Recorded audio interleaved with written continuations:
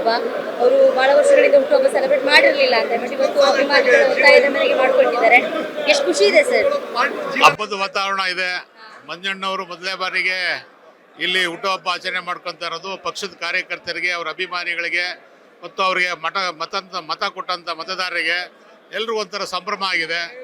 ಎಲ್ಲರೂ ಸ್ವಯಂ ಅವರೇ ಖುದ್ದಾಗಿ ಬಂದು ಅವ್ರಿಗೆ ವಿಶ್ ಮಾಡಿ ಹೋಗ್ತಾ ಇದ್ದಾರೆ. ಸೊ ನಮಗೂ ಒಂಥರ ಸಂತೋಷ ಆಗಿದೆ. ಒಬ್ರು ನಮ್ಮ ನಾಯಕರು ಇಲ್ಲಿ ಕೂತ್ಕೊಂಡು ಹುಟ್ಟುಹಬ್ಬ ಮಾಡ್ಕೊತಾ ಇದ್ದಾರೆ. ಹೇಳಿ ಹಾಗಾದ್ರೆ ನಾವು ಎಲ್ಲ ಸೇರ್ಕೊಂಡಿದ್ದೀವಿ. ಭಾಳಷ್ಟು ಇನ್ನೂ ಬರೋರಿದ್ದಾರೆ ಜನ.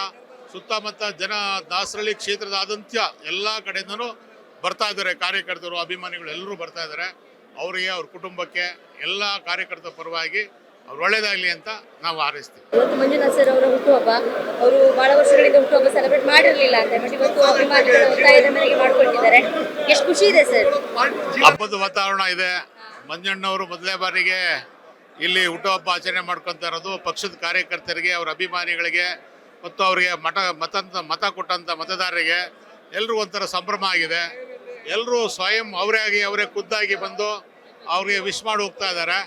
ಸೊ ನಮಗೂ ಒಂಥರ ಸಂತೋಷ ಆಗಿದೆ. ಒಬ್ರು ನಮ್ಮ ನಾಯಕರು ಇಲ್ಲಿ ಕೂತ್ಕೊಂಡು ಹುಟ್ಟುಹಬ್ಬ ಮಾಡ್ಕೊತಾ ಇದ್ದಾರೆ. ಹೇಳಿ ಹಾಗಾದ್ರೆ ನಾವು ಎಲ್ಲ ಸೇರ್ಕೊಂಡಿದ್ದೀವಿ. ಭಾಳಷ್ಟು ಇನ್ನೂ ಬರೋರಿದ್ದಾರೆ ಜನ. ಸುತ್ತಮುತ್ತ ಜನ ದಾಸರಳ್ಳಿ ಕ್ಷೇತ್ರದಾದ್ಯಂತ ಎಲ್ಲ ಕಡೆಯಿಂದನೂ ಬರ್ತಾ ಇದ್ದಾರೆ. ಕಾರ್ಯಕರ್ತರು, ಅಭಿಮಾನಿಗಳು ಎಲ್ಲರೂ ಬರ್ತಾ ಇದ್ದಾರೆ. ಅವರಿಗೆ, ಅವ್ರ ಕುಟುಂಬಕ್ಕೆ, ಎಲ್ಲ ಕಾರ್ಯಕರ್ತರ ಪರವಾಗಿ ಅವ್ರು ಒಳ್ಳೇದಾಗಲಿ ಅಂತ ನಾವು ಹಾರೈಸ್ತೀವಿ.